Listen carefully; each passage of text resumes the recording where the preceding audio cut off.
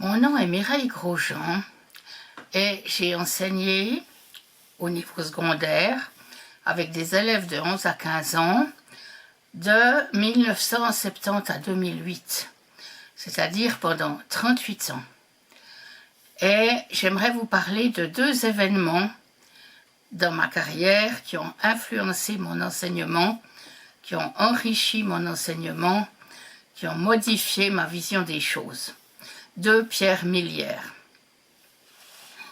La première, ça s'est passé en 1982, quand j'ai commencé la pratique de l'aïkido. L'aïkido m'a donné d'abord le sens d'une concentration, se concentrer sur ici et maintenant. C'est-à-dire que pendant mes cours, j'étais vraiment à 100% présente pour les élèves, avec les élèves, et j'oubliais tout le reste. Et ça, c'est très important. J'avais une qualité de concentration qui était vraiment augmentée par la pratique de l'aïkido. En aïkido, j'ai aussi appris à me tenir debout, à respirer, à bouger, à connaître et à maîtriser mon corps. Et tout ça me donne de l'aisance quand je suis devant les élèves. Je peux être à 100% avec eux, pour eux. Ça, c'est l'aïkido.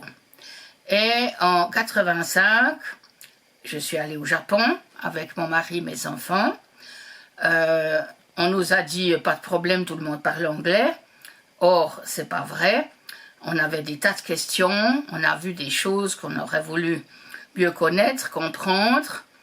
Mais les Japonais, si on demande « Do you speak English ?», ils répondent « No ». Parce qu'ils apprennent à lire et à écrire, mais ils n'apprennent pas à parler l'anglais. C'est ça le problème.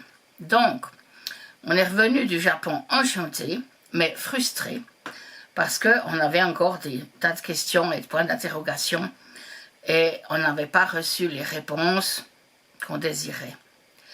Et au retour du Japon, on a vu une exposition sur l'espéranto dans notre école au Locle, et dans cette exposition, il y avait une carte du Japon avec 70 petits points rouges.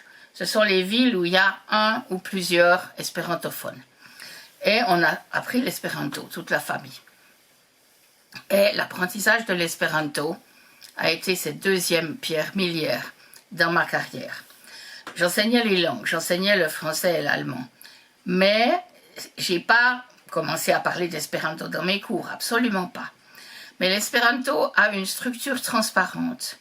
Et il n'y a pas de redondance et d'exception. C'est une langue logique où on peut déduire. Et ça m'a permis de voir, en connaissant l'espéranto, le squelette d'une langue, ce qu'il doit y avoir dans une langue. Évidemment, ces choses qu'il doit y avoir dans une langue sont habillées dans le français d'une certaine manière, sont habillées dans l'allemand d'une autre manière.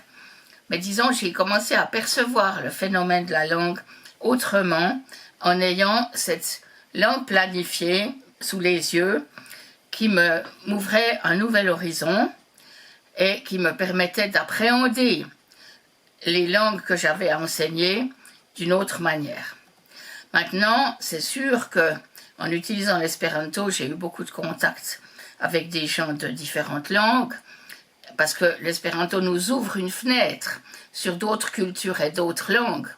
Donc, ça a aussi été un enrichissement, de découvrir et de pouvoir poser des questions sur le chinois, sur le japonais, sur le coréen, par exemple, entre autres. Donc, la découverte de l'espéranto a enrichi mon enseignement, a eu une influence sur ma perception des choses, et je pense que c'était bénéfique pour mes élèves et pour moi-même.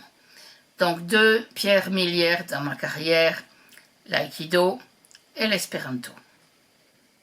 Merci.